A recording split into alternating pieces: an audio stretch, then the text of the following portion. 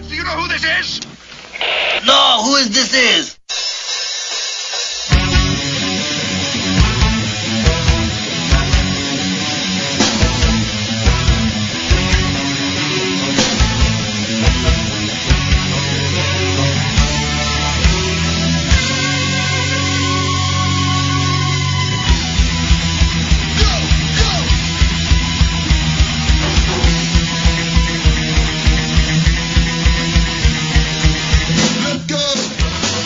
Good evening, everybody, and welcome to the first edition of Hanging with the 18-Foot Crew.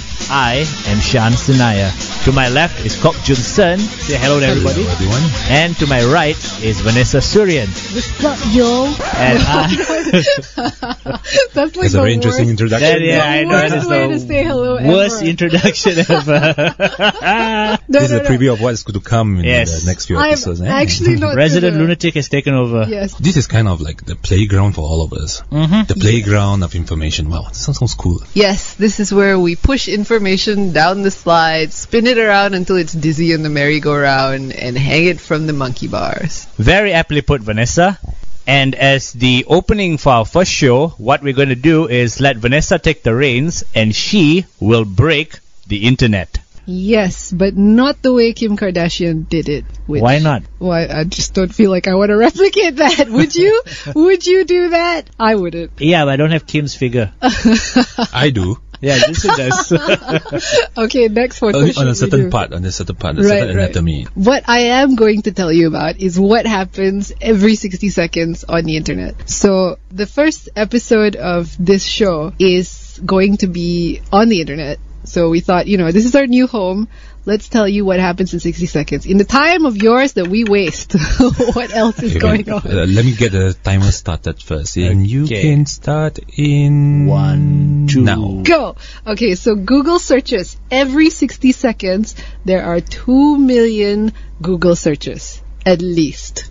2 million? Mm-hmm. There's too many information going around. I actually expected more. You expected more? Yes. Okay, since you want a higher number, email sent every 60 seconds. That's 281 million. So more emails are getting sent than Google searches. Exactly. Wow, people are really chatting out there. Huh? They're passing on information rather than searching. Sharing information is interesting. Mm-hmm. But most of them are probably spam. And very rich good Nigerian point. prince, giving you inheritance. Exactly. Nigerian prince and Viagra.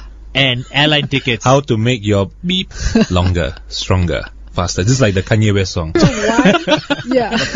Okay, so then we go to app downloads every 60 seconds. This is a relatively smaller number, 47,000. App downloads. That makes sense, lah. Half of it's Clash of Clans. That's because of their brilliant marketing schemes, right? Yes, with was certain Mr. Liam Neeson. Angry Neeson 52. I will find you. You will not attack my castle.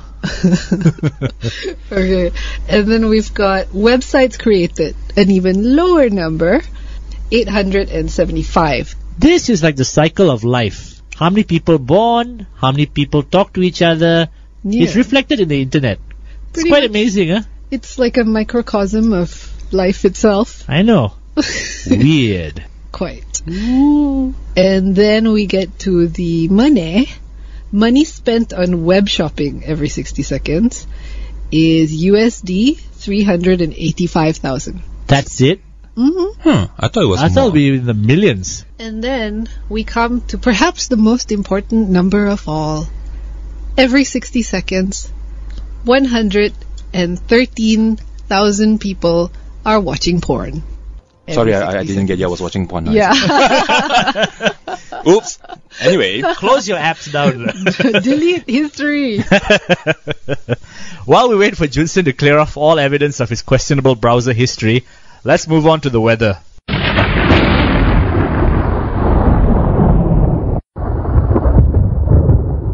There's a storm coming. Now we're going to move on to a little segment called Topic Thunder, which basically covers all the stories around ASEAN, from Indonesia to Thailand to Malaysia to Singapore. We have lots of stories to tell you guys. Vanessa, what is the first story you have for us? First story is from India. Narendra Modi's attempt to, or his campaign to take back yoga. Basically, the West has had a history of sort of appropriating certain things in Indian culture. Right? Stealing. Yeah, appropriating, stealing, The West has increasingly been adopting the asanas of yoga, which are the physical practice of it, as a route to fitness and health. And along the way, capitalizing on the more superficial market wants, have turned yoga into a word that is tied inextricably with very, very expensive tight pants. I'm not going to name the brand name, but I think most people have probably heard about it. Yoga hoses? No. That's a movie. Yeah. Okay. That's a movie I want to see, though. Very, very tight pants that are very, very expensive. Are they called yoga pants? They are called yoga pants, yes. Yeah, I'm smart. Okay. Now, products that have nothing to do with yoga are now considered essential. And many people in the West are wearing mala beads, which have a spiritual significance and use as just accessories, and they want to feel new agey and enlightened and spiritual. So they adopt all these things from Indian culture to get that feeling, which is a bit weird lah. You see a person walking around with a tote bag with your religious symbol on it. It's like, it's not a fashion statement. Or the Nazis walking around with swastikas. Yeah, that's after reversing it, misappropriation. Right? Nazi handbags sold nowhere. Yeah. So what Narendra Modi is trying to do, he's trying to remind people that yoga is a part of Indian culture and has its roots deeply embedded in Hinduism and its philosophy. He's not trying to own yoga per se, because it can't be owned. It's not an item, right? But to make sure that no one else claims ownership to it. Because there was a case of a yoga instructor, is mainly based in the US. His name is Bikram Chowdhury. He's currently most famous for being like the Bill Cosby of the yoga world. No, he's currently got a few, lawsuits against him and not lawsuits. So does Bill Cosby. He's got he's What kind of lawsuit actually is against him? He is currently facing charges of rape. Multiple times. So is Bill Cosby. Exactly. So he's the Bikram Chowdhury is the Bill Cosby of the yoga world. They even have the same initials, BC. Now, only you are actually playing it out. I know, right? So this guy tried to patent a series of 26 poses and make it his own, so only he could teach those poses in that sequence. And he teaches them in a room that's heated up to 40 degrees Celsius. Which if you've ever been in heat that bad, right? You can literally feel your skin burning. Yeah. As soon as sun hits it, you can feel it go red, It's that bad. And that's the kind of thing that he's teaching, and it's very popular over there. Because it's sort of extreme. Yoga or something like that, right? Yeah, yoga fire. It's called Bikram Yoga. He's named it after himself. And if you want to teach the poses that he teaches, he insists that you have to use his name lah. Of course, he failed to patent it because even though he tried, they eventually decided that you can't really patent a series. Yeah, it's like you can't even patent martial arts. You can't patent these kind of things. Yeah, it's a bit nonsensical to try lah, but he did. And things like this sort of keep happening with yoga. Different people come up with different things, and they're trying to own it because it's a huge industry. It makes people like 10 billion in the US, I think. Wow. In just like products alone. So what does Modi want to do with yoga? So Modi wants to, he basically what he's done is he's appointed a minister of yoga. Yeah. Named Shripad Yeso Naik. Okay, both Narendra and Shripad Yeso Naik are yogis themselves. Okay. They practice yoga. And what he's done is he's appointed this guy who is tasked with promoting traditional medicine and practices of Ayurveda, yoga, naturopathy, and homeopathy. He's not only encouraging citizens to utilize the older practices, but he's also determined to reintroduce yoga and traditional medicines in schools, in hospitals, in government office. What else he's trying to do is, you know how champagne can only be called champagne if it's grown in that region of France called Champagne? Yes. Right? What he's trying to do is that. He's trying to say that only if it comes from India can it be called yoga. But it came from India, so it makes no sense. It did. Yes, the word yoga is definitely Indian. I think what Mr. Modi is trying to do is basically tell people when they go for yoga, it's like, this is yoga, it's Indian. Yeah. And he'll be very happy after that. Probably. I think that's what he's trying to do, actually. Yeah, he's just going about it the wrong way. I mean, even for me now, when you hear the word yoga, it feels very westernized. It's like it's popularized by Westerners, and then although yes, you see the yogis, usually they're Indians, but the brand that it carries, or the image that it carries, it doesn't relate to India. I think that's the reason why. You imagine Valley Girls doing it in California. It's just like seeing Western people doing the kuda kepang. Yeah. And say that it's a Western thing, kuda kepang. It does. It feels like, because so many of them have adopted it. It's so popular there now. And all the images that even we live in Asia. I see more images of Western people doing it than I do of Asian people doing yoga. Yeah, because they took it and ran with it. Yeah, they took it. I think even the most famous Malaysian person, her name is Nini Ahmad. Okay. Yeah. She's quite a celebrity now. Yeah, she's got a very popular blog and... She champions yoga in Malaysia. I thought Dalsim was a yoga champion. What? Ooh. Who was a yoga champion? Dalsim. From Street Fighter. Oh, what? He can breathe fire and lock in his arms. That shock look. How come this yoga fella I never heard of Dalsim?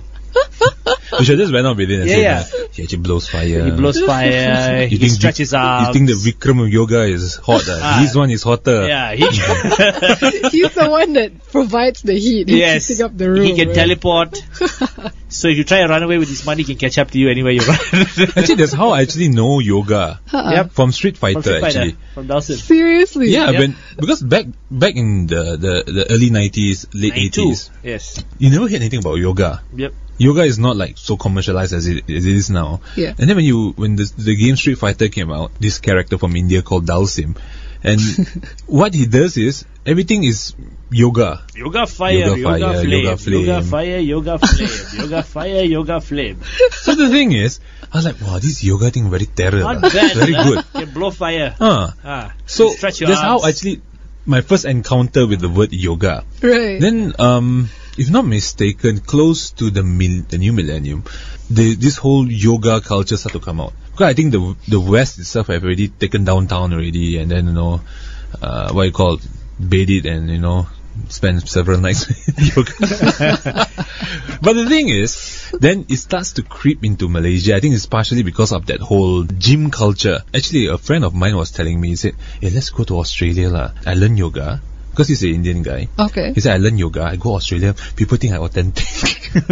So maybe that's how. I think it's like when yoga is in your backyard, you didn't look at it. Yeah. When it went overseas and then became westernized, you're like, wow. Because, branding. The art of branding. No, I think it's just that not Malaysia, but Asia in general tends to look towards the West for things like entertainment, music, and so even yoga, which is initially Asian, was then not exported, but taken there. Yeah. Okay. Spread. And then spread all over the United States. And then when people saw, wow, this is yoga. What is this? Is this some kind of American thing? And then you are re-importing it back. Yeah. And we never look at our backyard to see all the wonderful things that are going on. Yeah, that's true. Yeah, so I think that is a huge problem that we are here facing in Asia. That's true. Yes. That's true.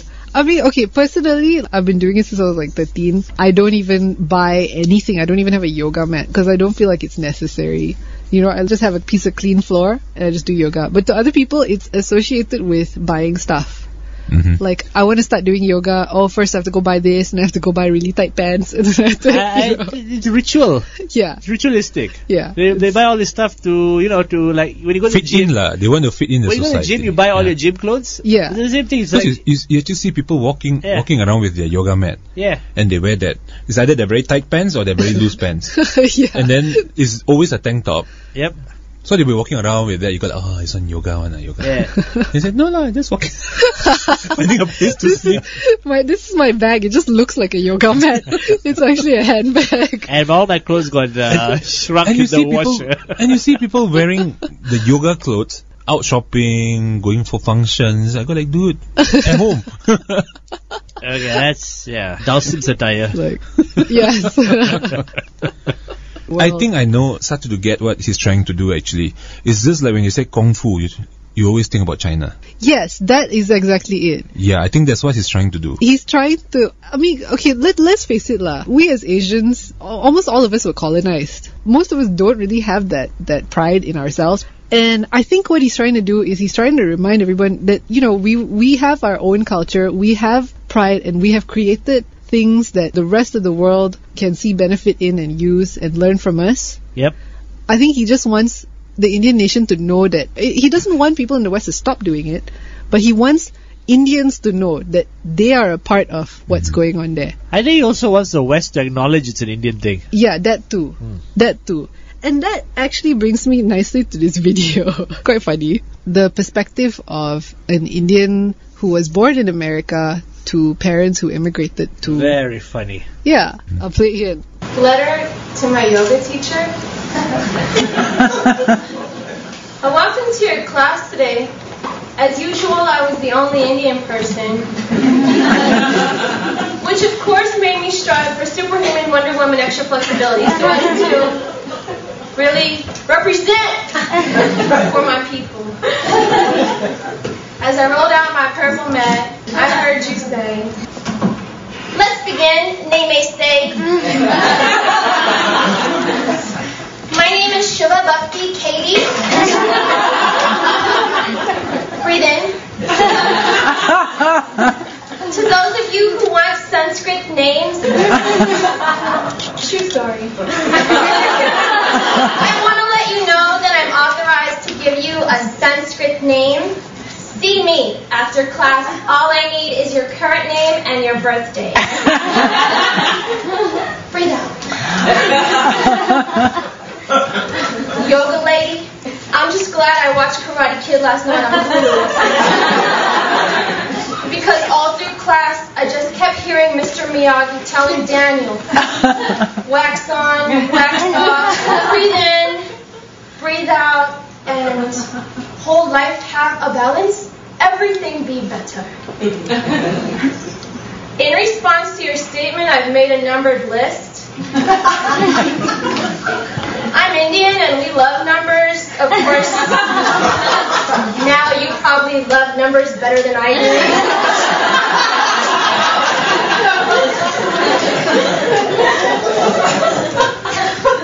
Number 1. So why do you want a Sanskrit Hindi name so bad? Like, does it make you feel more flexible?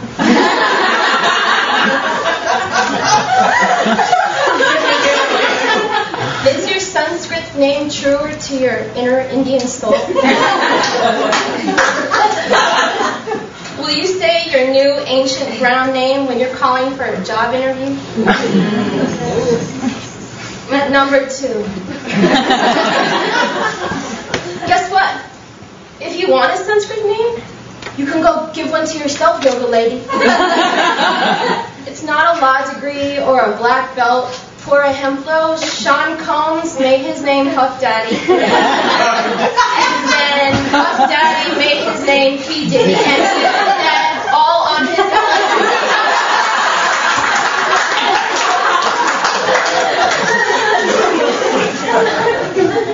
Number 3. India is spiritual, but not in the 1-900 I need my fortune sense. More like in the incredible land, long history, strong beings, brilliant writings, unfathomable music kind of sense. That is, we're really just not that different from you. So sorry to disappoint.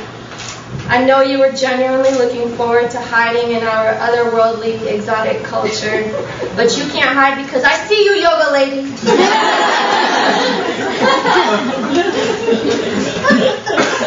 Lastly, number 4. Being Desi means stretching all the time, not just in yoga class. Being Desi means you stretch to make it to your next meal because we are always thinking about food, which is why we love buffets. Which is why we have a biscuit in India that's simply called time pass. No. Not good to eat when you're hungry, but just time pass. Eat me when you're bored. Eating lazy means stretching on Thanksgiving and Western holidays like we're going to have turkey, tikka masala, and cranberry pickle. So yoga lady, maybe this is more annoying than enlightening to your sensibilities, but check this shit out. I'm going to be back in your class and you better not say that dumb shit again.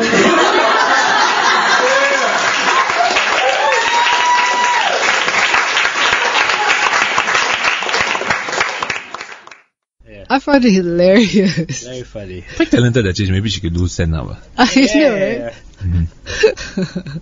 We should have her on the show one day. Namaste. Namaste. Yeah, so I think that in a way I sort of knew exactly what she's talking about.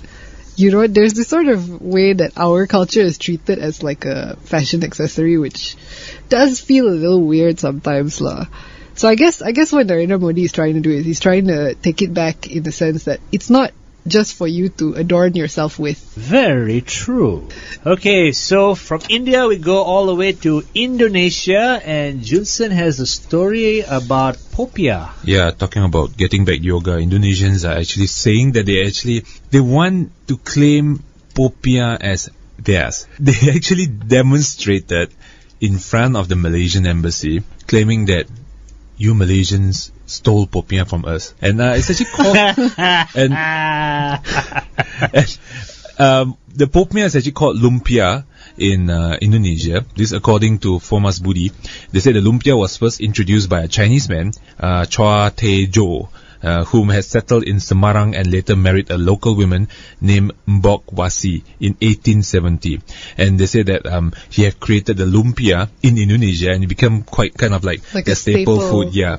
And the thing is... Wait. They said the guy who introduced it is Chinese. Exactly. So are they saying that he invented it while he was in Indonesia or he brought it over from China? You see, they didn't really say. They said it was first introduced. So actually, I think he already have that recipe. Right.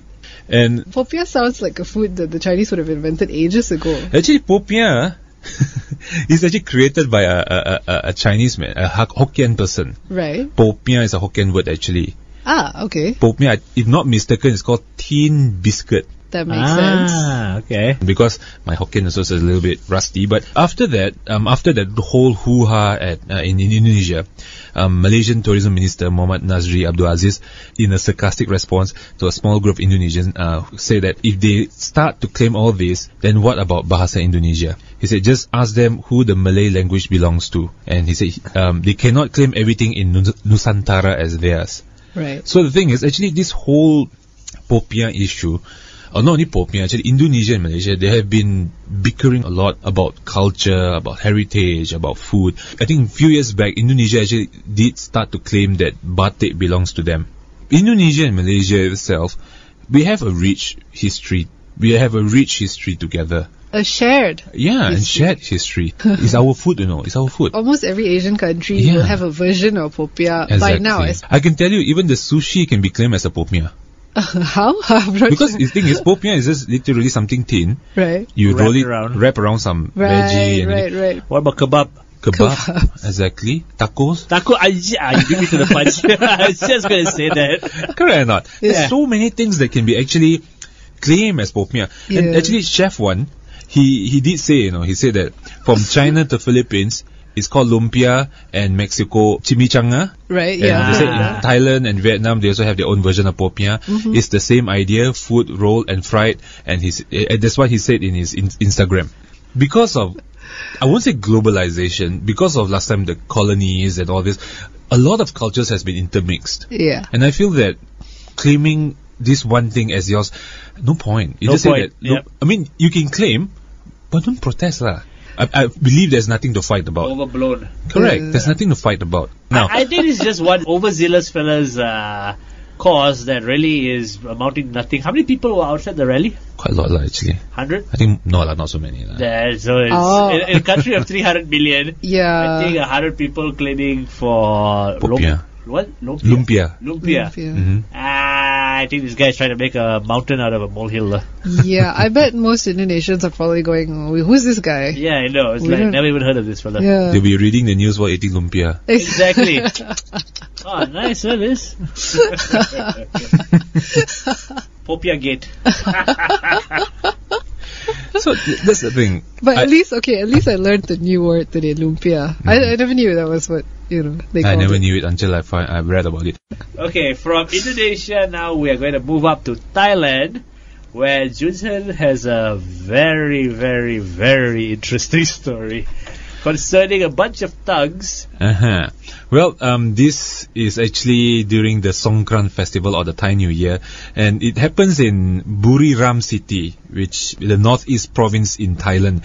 And this is usually when the Songkran happens, there are people who come and disturb, literally the troublemakers. Oh, the right. thugs. They'll be going there and they go like, kicking people and some stuff like that. What our parents used to call rumba rascals.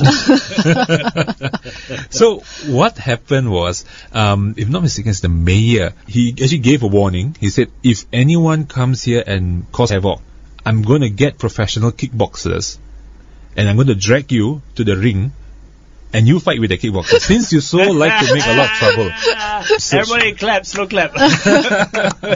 So what happened? This guy is doing This guy deserves a Nobel Peace Prize. Yeah, this is like Hunger Games Thailand edition. Yeah, I know. So the thing is, he gave the warning, but the thugs didn't bother about it. They came. It wasn't big serious. Yeah, they thought the thing it wasn't serious. They thought, this guy must be joking. So they actually, during the event, they came and they started to cause havoc. Then what happened was, I think they actually hired some bouncers or something like that, dragged them to the stage, took off their shirt, Okay. and there stand a professional kickboxer. And what happened was, I actually watched the video. Okay. My God, they really received a very good beating. Yeah, Oh my God. Really good beating. For everybody listening, you check it on YouTube. It's really hilarious. Continue, Junsern, sorry. So, what happened was, you can see that they tried to fight with the pro boxers. So they were trying to give a swing, try to punch, but within just, I think some of them is one move, some of them two moves. The guy is down. I can't imagine they would last much Just longer pop, than that. gone. Yeah. I think this is a very good way to teach people a lesson. Also- Literally teach people a lesson. I don't know if it's a good way, but I think it's hella funny. Because one of them is, they are the party pooper. Yeah. Okay, so the thing is, when every time someone tries to crash your party and they cause a lot of havoc, the first thing you want to do is actually sometimes give them a beating. Correct? True. Especially when they come and destroy your things and all those things. That's true. So, what better way to teach them a lesson by entertaining your other party goers? Correct. No? People will go there like, I don't like this fella. This fella should deserve a beating. Then there you go. And then he Put gets you on a the beating. yeah, and everybody like, wow, cheering. Then maybe what you can do is do some sell some things, Sell merchandise. popcorn. Yeah, popcorns and all these things. Kacang, Watch this kwasi guy and all get a these things. beating. Yeah, and it's not one. There's a few guys. So the thing is, there's a lot of matches or heavyweight, lightweight. Correct or not? Yeah. At the same time, you teach them a lesson. It's a good way, you know why? One of the best ways to punish people is public shaming. And this is a great way. You entertain the people and you shame the bad guys. This mayor guy should be commended. Until part 2 where one of the thugs decides to take revenge, so he goes underground and starts training, and then you have the Sounds like a movie. Yes, I know. yes, and then And you you have the play the Eye of training the Tiger. montage. Dun, Exactly. Dun, dun, dun. You know this actual real story? This guy got swiped in the face by a bear. What? Yeah, he got swiped in the face by a bear. Oh, yeah, I think I read about Yeah, it. I'll tell you the story. Then he went and started training all his martial arts, everything. His training. For a year he trained. Then he went back to the forest. He was like, "Hiya!" And the bear just swiped him one more time and he fainted.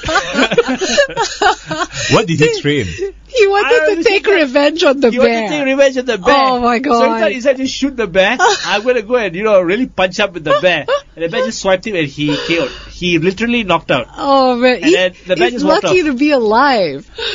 Moron, yeah. Yeah. Yeah, same with these guys, love. Same like the guy that jumps on the fishes.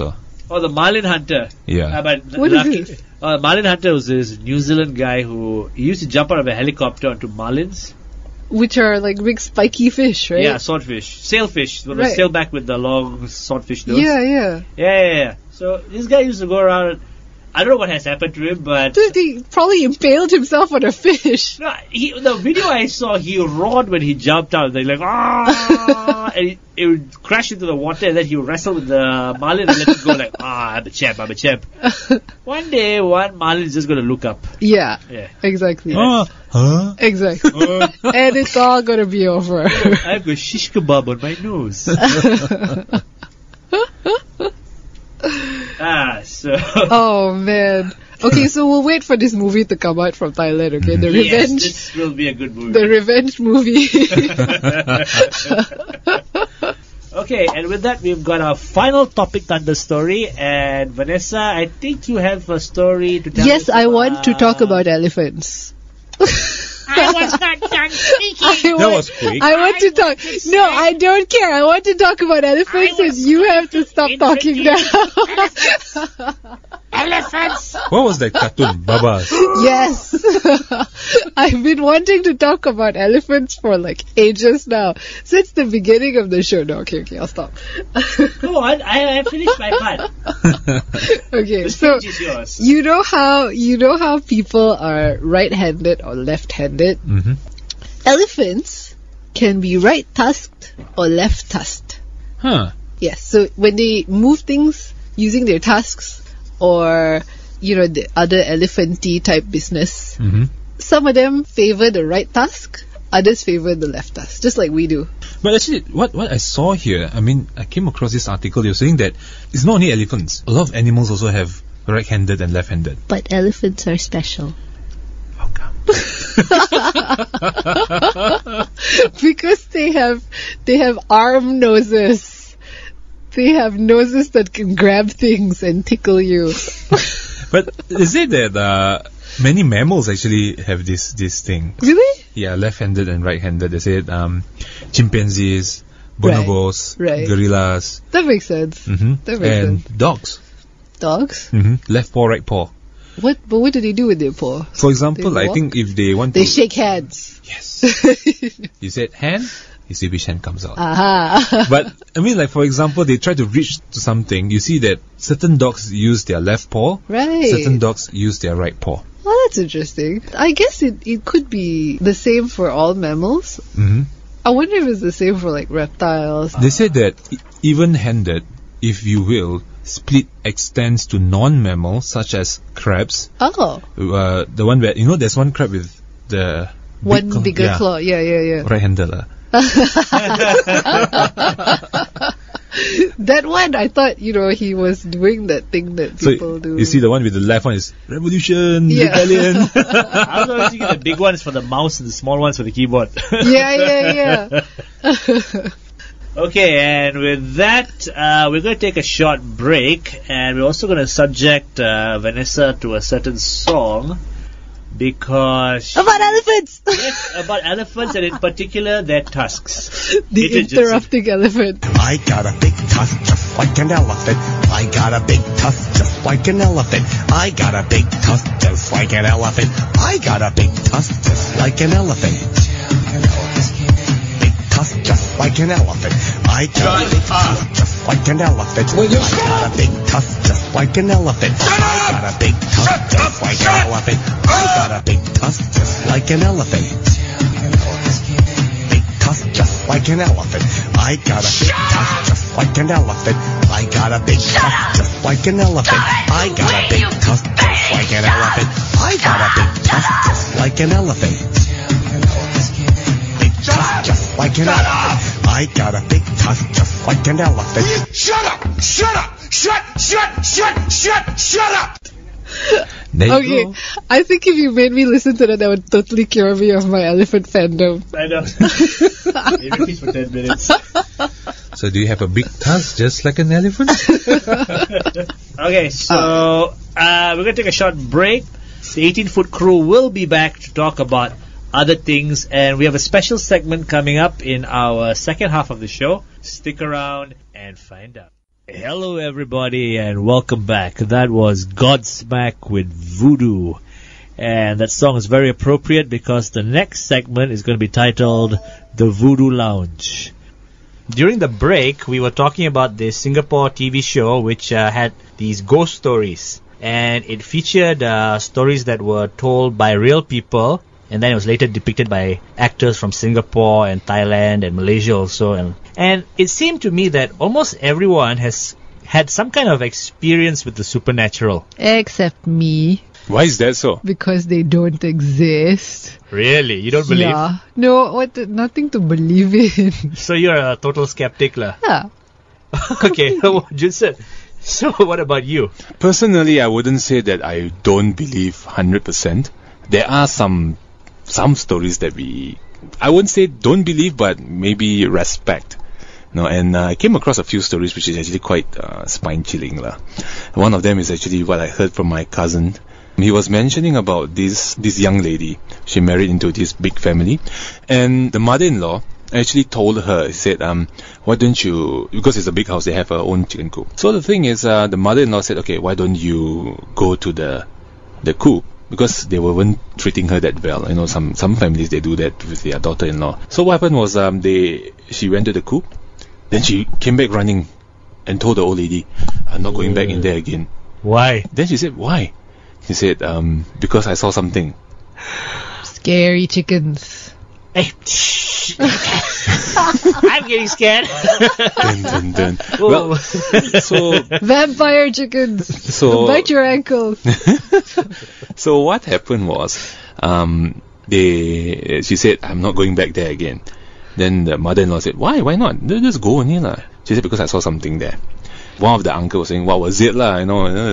Small thing, this is chicken, because it was towards in the evening, towards the night, it was a little bit dark. Then she told the uncle, what I saw in there is extremely creepy. Then she said, there are people in there. Then the uncle was like, people in there? She said, yeah, they were all looking at me when I went in. Then get goosebumps really. Yeah, then the uncle actually believed in all this supernatural thing. He said, oh, okay. Then he said, actually, in a way quite common, he said. And he said that it's because Buddhism and Taoism, they actually believe in reincarnation. Okay. The people that she saw in the chicken coop was actually the spirit that was reincarnated as a chicken. So those chickens appeared human?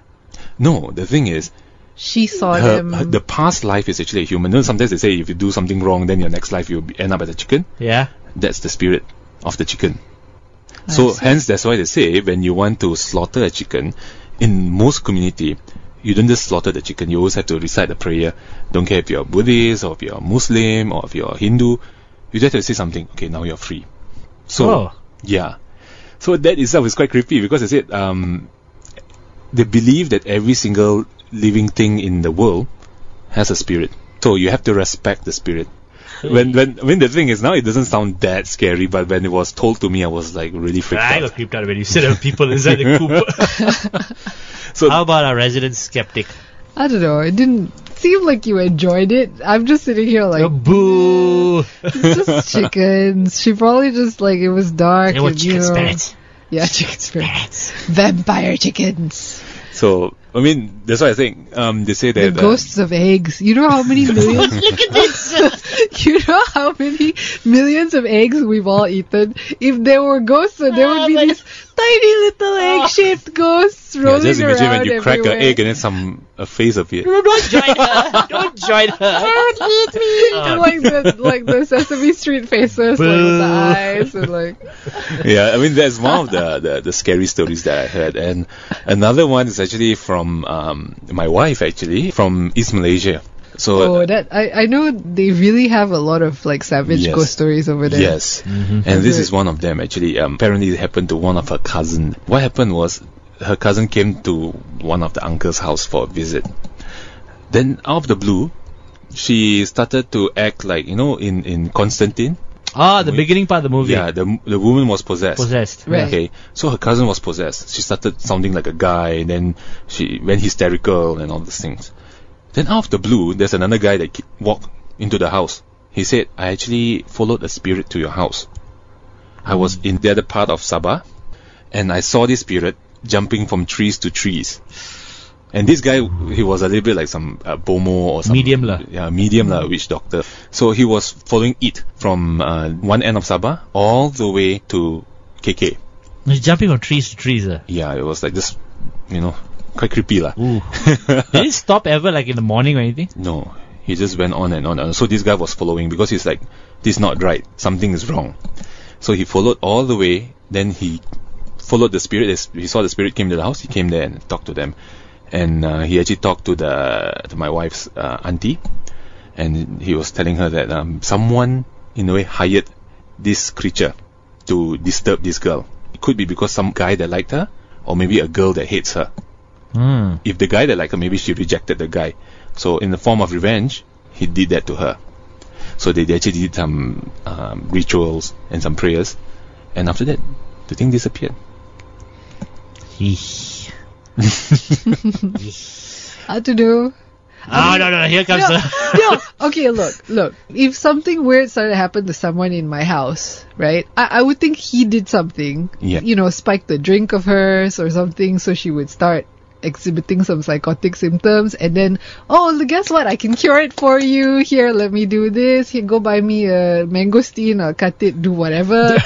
Whatever they do lah, and I'll say some stuff which you don't understand, and look, it's magically gone because I know exactly how long the That's thing lasts. actually a more realistic answer than I thought you would give lah. Right? I thought you would say something like mercenary ninja monkey spirit flying from tree to tree. Yeah, well, that did enter my mind, but I cannot think of people who fortune tellers and people who do like seances and things like that. I don't think of them as anything other than people who are either believe themselves in something that aren't happening, or they're just fooling everybody else.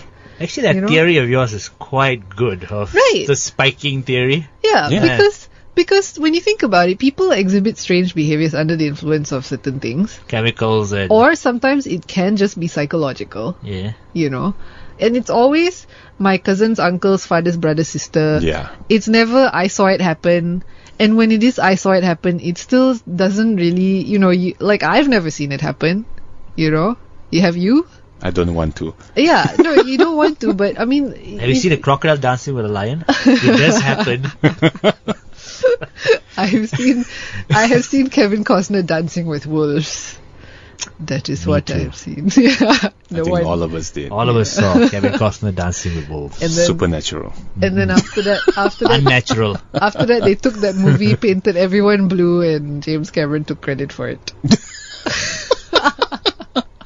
He did, didn't he? Right? It was the same movie. That it was the Pocahontas. same movie, yeah, pretty much. No, okay, yeah, but that's the thing. Like not that this is going to turn into Vanessa skepticism hour lah, but it could, because I have done much to say about it. Like I've never experienced anything like that, so I can't say that it's real. Okay, I've got a great radio bit. Okay. Junsen will tell a story. Okay. And you come up with an explanation. Okay. Okay? So, Junsen, I know you got a lot of ghost stories. And Miss Skeptic over here is laughing because it's a challenge. Let's do that, okay? I'm running out of ghost stories, actually. No, you're not. You have a few more. I can remember the time we went to Highland Towers? Oh, yeah. Why don't you tell that story? Well, okay, the thing is... 10 years ago. A few of us actually, was curious. So, we were having a drink, and we said, hey, let's just drive around town, okay? Then one of us came up with a brilliant idea. They said, hey, let's just go to Highland Towers and have a look. And that was around 10 at night, you see.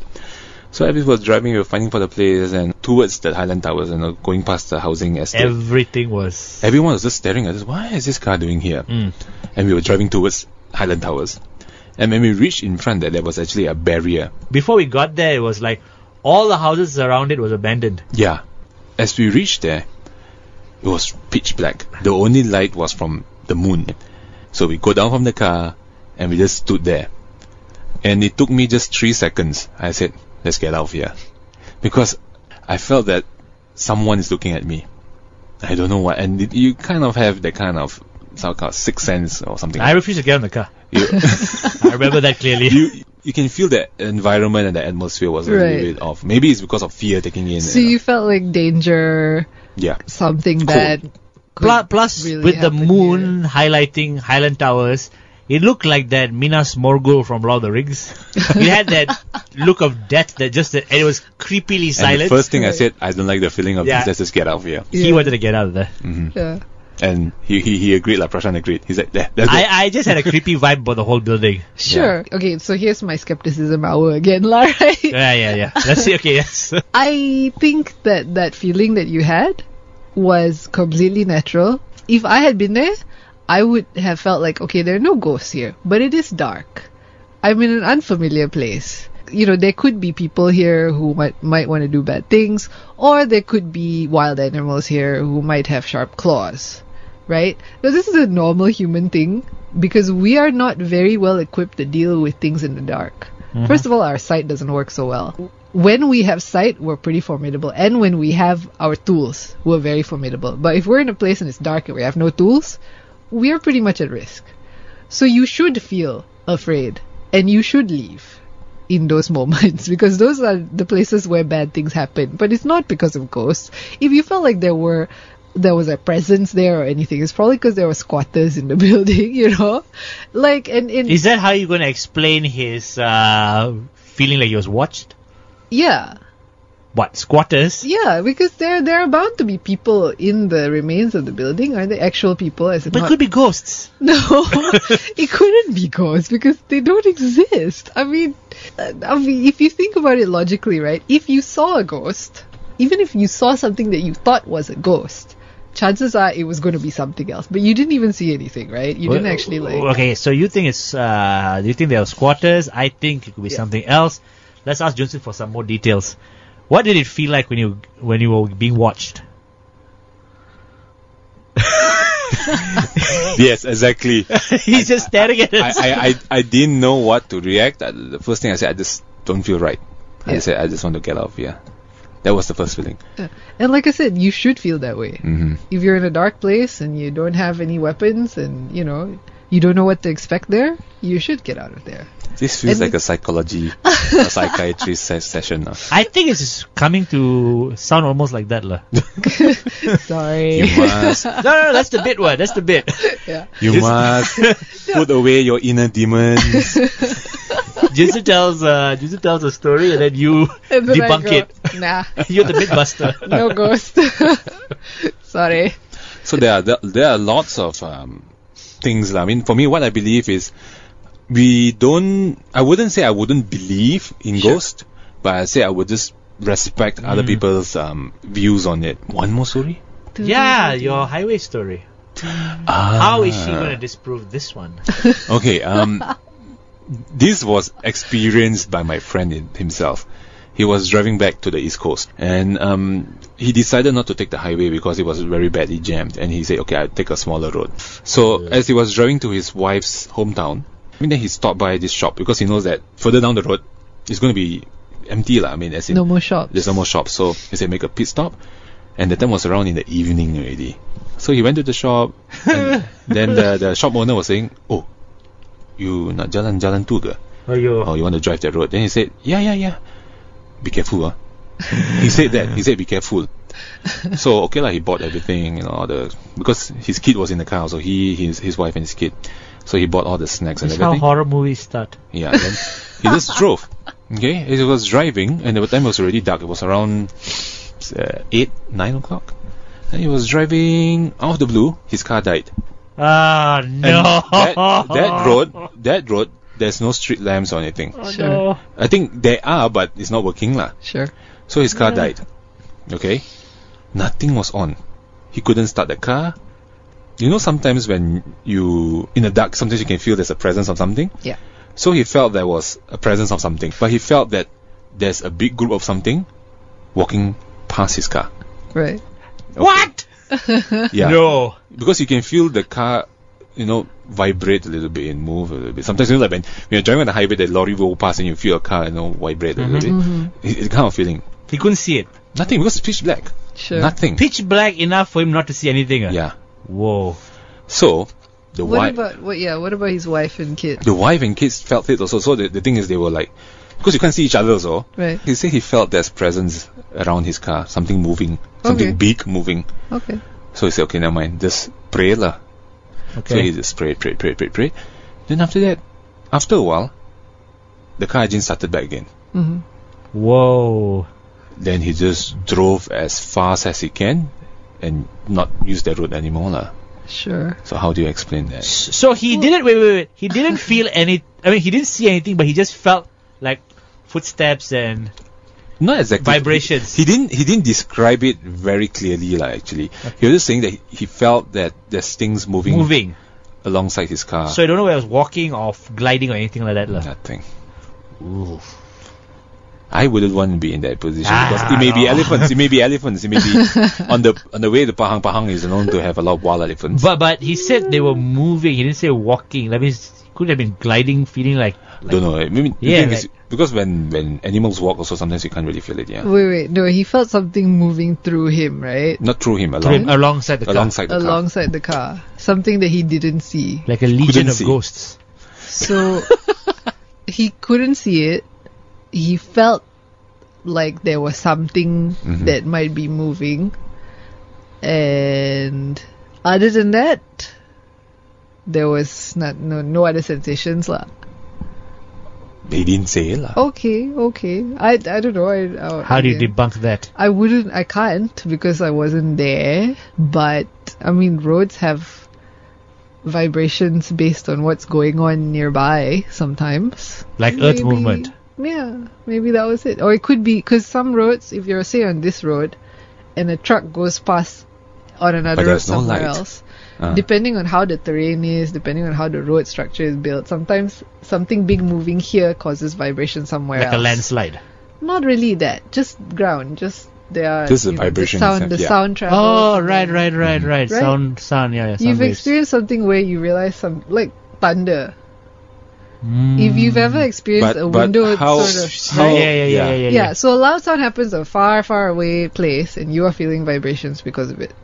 But how can you explain, in a sense where his car just died, and when the cars sometimes the car died and this thing happened?